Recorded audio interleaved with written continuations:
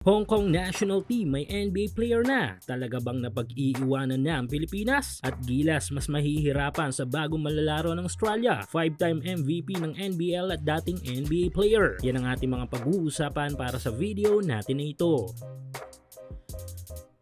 So hindi nga may tatanggi na sa buong mundo ay isang Pilipinas sa pinakaaktibong sumusuporta sa larangan ng basketball. Ito nga rin ang isa sa mga dahilan kung bakit tinatawag tayong basketball region country. Though may mga tangan din tayong husay sa iba't ibang mga sports, ay mas matimbang talaga para sa mas maraming Pilipino ang basketball. Kaya naman ganito na lang kainit ang suporta natin sa game, na even ang mga iba't ibang mga sikat na basketball personality sa mundo, mula sa mga players hanggang sa mga coaches, ay talaga namang alam ito. Pero ganun pa man tayo katanyag sa basketball scene, ay hanggang sa ngayon ay wala pa nga rin tayong masasabing homegrown NBA player. Ilan sa mga kapitbahay nating bansa sa Asia na kung saan ay mas maaga pa tayong namulat sa larong basketball ay nakapagpapasok na ng mga homegrown players sa NBA. Tulad ng China, Japan, India, Korea, Taiwan. At ang isang kapitbahay nating bansa na tinatalo lang natin sa mga iba't ibang basketball event sa Asia ay tila nalampasan na din tayo sa ganitong kategorya. Dahil nito lang ay nakapagpapasok na rin ng kanilang homegrown player sa NBA. Ito nga yung Hong Kong. Pinapirma na nga ng NBA team na Portland Trail Blazers ang 6'10" pro player mula Hong Kong na si David Nwaka. Though isa pa lang itong exhibit 10-day contract, ay malaking bagay ito para sa pagsisimula ng career ni David. At dahil din dito ay nahawakan ni David ang titulong first Hong Kongers player sa history ng National Basketball Association. Siguro marami ang napapatanong sa inyo na tila naiiba ang itsura ni David sa mga mukha ng mga native people ng Hong Kong. Though walang dugong Hong Kongers si David dahil Nigerian ang kanyang ama at Briton naman ang kanyang ina, ay sa Hong Kong ito ay pinanganak at lumaki. Kaya pasok na pasok dito sa pagiging citizen ng Hong Kong si David. Kumbaga literal na homegrown player ito. At talagang nire-representa niya ang Hong Kong sa kanyang basketball career. Suportahan ang inyong paboritong team sa PBA, NBA at MPBL o kahit pa nga sa mga overseas league. Full details sa comment section.